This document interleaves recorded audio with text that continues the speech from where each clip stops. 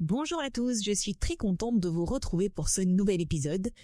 Aujourd'hui, j'avais envie de vous parler d'un thème qui est de saison, puisque je voulais vous parler des baisses de morale.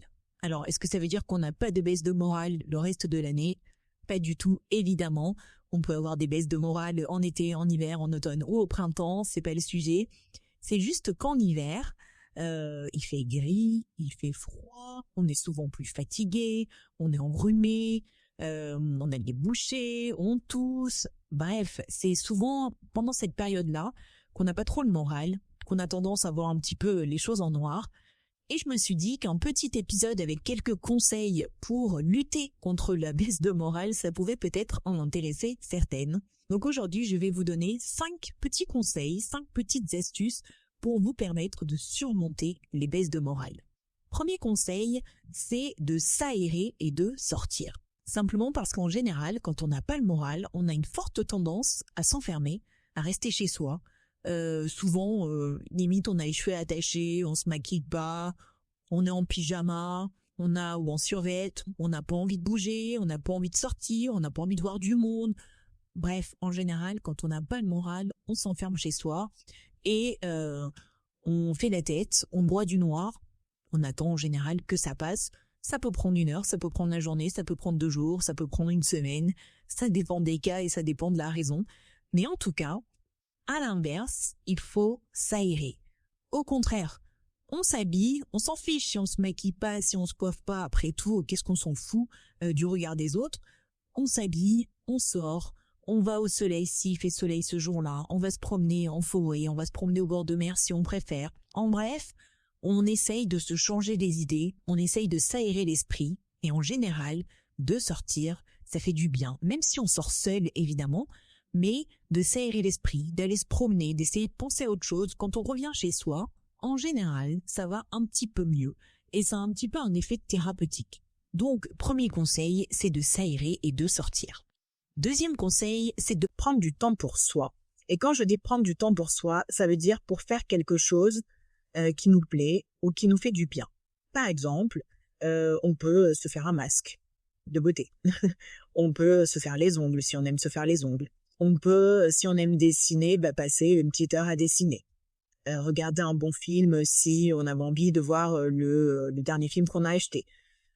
En gros, c'est de profiter de ce moment, en quelque sorte, de baisse de morale pour faire quelque chose qui nous fait du bien et qui va nous aider à nous sentir mieux avec nous-mêmes, au lieu de broyer du noir et d'attendre que ça passe.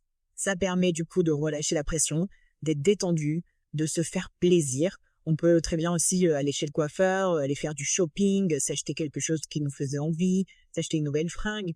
En bref, c'est faire un petit quelque chose, même si c'est tout petit, on n'a pas besoin de faire une activité énorme, on n'a pas besoin de dépenser une fortune. Par exemple, prendre un bon bain, faire du sport si on aime faire du sport. Voilà, faire une petite activité pour soi, pour se faire plaisir, pour prendre soin de soi. Donc, deuxième conseil, on prend du temps pour soi. Le troisième conseil, c'est de bien dormir. On ne le dira jamais assez, le sommeil, c'est essentiel. Il faut bien dormir et il faut dormir suffisamment. Ça veut dire qu'on doit dormir un nombre d'heures qui nous convient, parce que chacun n'a pas besoin du même nombre d'heures. Certaines personnes vont être en forme au bout de 4 heures, d'autres 6 heures, d'autres 9 heures, ça dépend vraiment des gens. Et puis, il faut avoir un bon sommeil. C'est-à-dire que ça ne suffit pas d'aller se coucher. Si on se réveille toutes les 10 minutes, toutes les demi-heures, si on bouge beaucoup pendant la nuit, si on n'arrive pas à dormir, forcément, on va pas être reposé. Donc, il faut vraiment bien se reposer. Il faut mettre des choses en place pour bien dormir, parce que je trouve que c'est vraiment extrêmement important, le sommeil. Si jamais on dort pas très bien, on s'octroie une petite sieste. 10 minutes, 20 minutes, 30 minutes. C'est pas du temps perdu, puisque c'est du temps pour se sentir mieux. Parce que ça va permettre de se reposer. Ça va permettre d'aller mieux ensuite. Et c'est prendre soin de soi. Donc, on se repose, on dort bien et on dort suffisamment. Quatrième conseil, c'est de s'éloigner des réseaux sociaux, voire des écrans. Pourquoi ? Parce que, alors déjà on le sait, on est une génération où on est plutôt addict aux réseaux sociaux. On va voir son téléphone parfois pour regarder autre chose. On voit une notification Instagram, on va sur Instagram, on regarde ses notifications, on va sur les stories. On scrolle toutes les stories, on continue, puis alors c'est illimité, donc on s'arrête jamais. On va ensuite sur Facebook, et puis sur Pinterest, et puis il y a plein d'épingles. Bref, c'est un cercle vicieux, on ne s'en sort jamais. Et d'être tout le temps sur son téléphone, sur son ordinateur, sur ses réseaux sociaux, c'est pas bon. C'est pas bon pour soi, c'est pas bon pour son cerveau.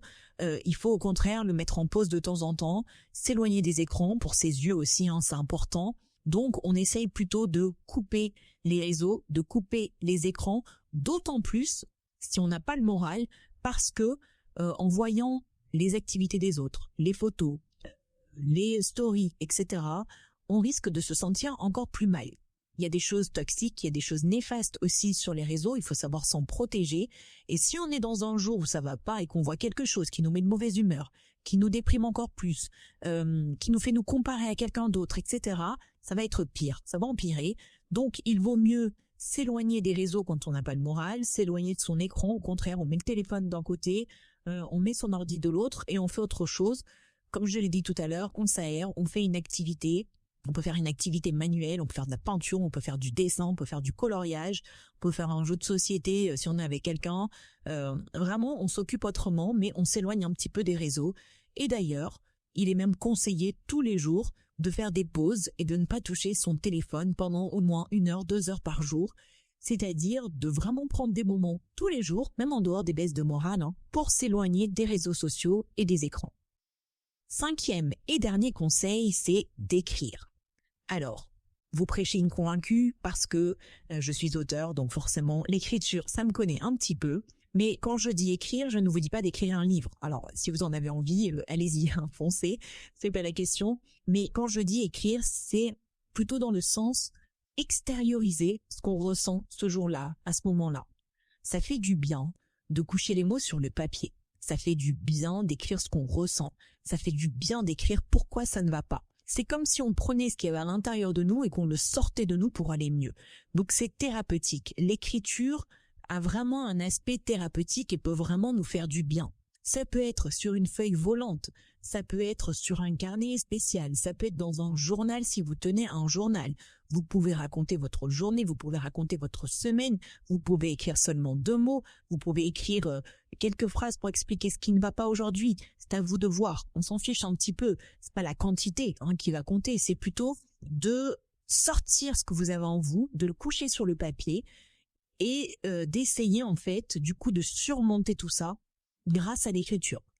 D'ailleurs, en développement personnel, il est conseillé d'écrire, que ce soit de tenir un journal, d'écrire ses réussites, d'écrire ses gratitudes. Il y a toujours des exercices que l'on peut faire et il est vraiment conseillé d'écrire.